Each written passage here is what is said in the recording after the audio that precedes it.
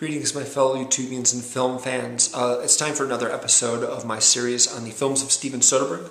Thank you very much for sticking with me on this. We're getting into some kind of heavy territory here today.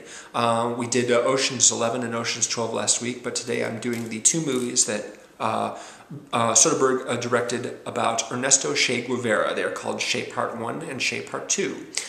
There's also subtitles for them, one of which is Guerrilla, and the other one of which is, I can't recall off the top of my head what the subtitle is, but they're not on the actual films themselves. That's a little kind of odd. If you've ever seen X2, you might know that the X2 subtitle is X-Men United, but that's something that they added in the marketing afterwards. The actual film is simply called X2, and these films are simply called Che Part 1 and Che Part 2. So that is how I shall refer to them as. Benicio Del Toro won his Best Supporting Actor Oscar for appearing in the Soderbergh film Traffic, and he plays Che Guevara in both films. Some of the other cast members include Catalina Sandino Moreno, who is in Maria Full of Grace, and Demian Bechir, who plays Fidel Castro, and Rodrigo Santoro from 300, he played Xerxes in 300, as Raul Castro, Fidel's brother. Now, if you're not familiar with Che Guevara, and I am not all that familiar with him either, I've only just read fleeting stuff about him. His early life was covered in the Walter Salles film, The Motorcycle Diaries, which I haven't seen. But I did see these movies just for the first time a few weeks ago. I actually avoided seeing them in the theater because it seemed like a real chore sitting through two movies about, you know, a South American revolutionary fighting his way through the jungle. Just, I don't know, just the whole idea really didn't appeal to me. Maybe one at a time, but seeing them both, you know, I felt that that was better, you know, it would be better if I just watched them at home. I could, you know, stop and start them at my leisure, which is what I did. It starts, the part one takes place in Cuba.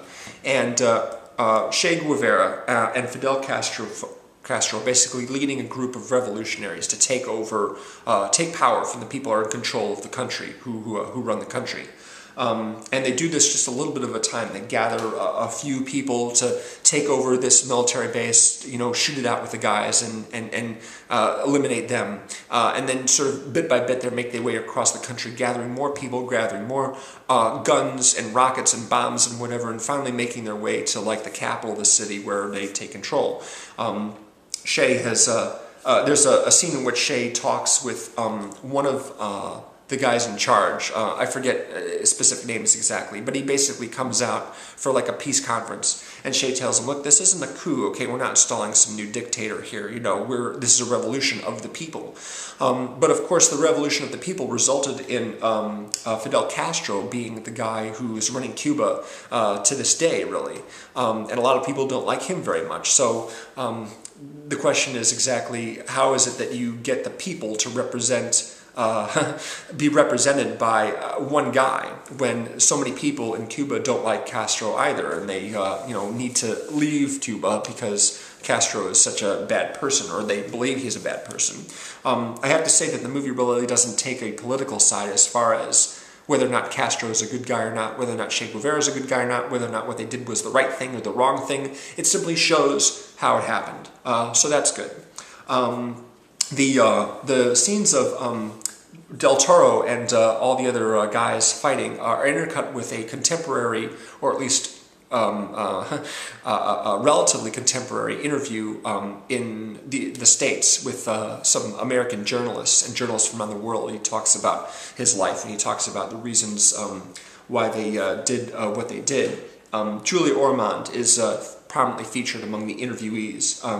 And also I should mention Edgar Ramirez from The Bourne Ultimatum, and a couple other movies. He's in this as well, though I forget exactly which character he plays. So once that is taken care of and Fidel Castro is in power, that pretty much ends part one. Part two takes place in Bolivia. Che says to himself, well, gee, you know, now that we've accomplished what we need to accomplish here in Cuba, then I need to not sit here on my laurels and just enjoy things. I'm a revolutionary. My job is to, like, you know, give power back to the people. So I'm going to go to some other country where the people there are oppressed and help them fight, you know. The problem is when he goes to Bolivia, he's not from Bolivia, he's not one of them, and people don't trust him, and there's just a lot of BS involving, political alliances and whatever, and he just can't get a foothold, really. The cast of Part 2 includes Franka Potente, who was also in The Bourne Identity. Matt Damon has a little cameo. Of course, Matt Damon's been in a bunch of Soderbergh films. Lou Diamond Phillips, haven't seen him in a while, he's in it as well. And Joaquim de Almeida. I apologize if I'm pronouncing it correctly. It's like Joaquin Phoenix, only it's with an M. Joaquim de Almeida. Almeida, I think that's how you pronounce his name. He's a Latino actor who's been in a lot of different films. I really like him a lot. He's in Desperado and Clear and Present Danger. Got an extremely deep, gravelly voice. He's a lot of fun to watch. He's just fun to listen to. So yeah, things don't go in Bolivia. Things don't go really the way Che would like them to. He has a lot of trouble just getting a foothold, and his people are overwhelmed rather easily. Now, as to whether or not I like these movies, that's difficult to say. I've only seen each of them the one time, and I think if I watched them more, I would be able to follow them a little bit easier. But a lot of these films just seem kind of monotonous to me. I have no doubt that they're as historically accurate as possible. But so much of it just involves people just hiding out in the jungle in makeshift little encampments, and then fighting someplace, and then moving to some other makeshift little encampment in the jungle and finding somewhere else. It gets repetitive after a while, and the scenery doesn't change a lot. It's all pretty much just jungle. So in that sense, it's a little dull for me anyway. I mean, there's some people who probably would really get into this stuff, but I'm not as big a fan of movies, action movies that take place in South American countries, because they do get kind of monotonous after a while. So they're not my favorite Soderbergh films. But I would like to give them another chance at some time. I might like them more. But I sort of went into them cold. I didn't watch any footage from them at all. And in fact, before the movies came out, I'd read that they were shot on digital cameras instead of film. And at that point, my confidence in digital cameras was not as good, was not as strong, I should say, as it is now. Now, Fincher makes all his films on digital, Soderbergh makes all his films on digital, so does Robert Rodriguez, and they all look really good. They're really well-made movies. Now, I'd say the exception to that is Michael Mann. Michael Mann's films don't look as good as the other directors on digital. In fact, Public Enemies is really, really terrible looking. But when I read that Che Part 1 and 2 were both shot on digital, I thought, I don't want to sit through 4 hours of digital cinema, that's just going to be rough. But in fact, these movies actually look very, very good. So I wouldn't hesitate to recommend them. They both have really, really nice transfers from the Criterion Collection, as do several of Soderbergh's movies, including Schizopolis, is a super low-budget movie. So yeah, that's Che Part 1 and 2. And if you're interested in Che, or you're interested in the subject matter, then I wouldn't hesitate to recommend them.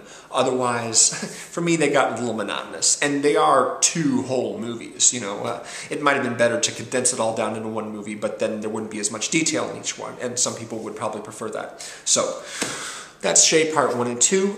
We're well into the second half of the series. There's a few more videos I'm going to be doing, and next week's movies shall be 2 others starring George Clooney. They are Solaris, which came out in 2002, and The Good German, which I believe came out in 2006, but don't quote me on that. Anyway, those will be the Soderbergh films I'll be covering next week, so thanks very much for watching, and I'll see you then. Bye.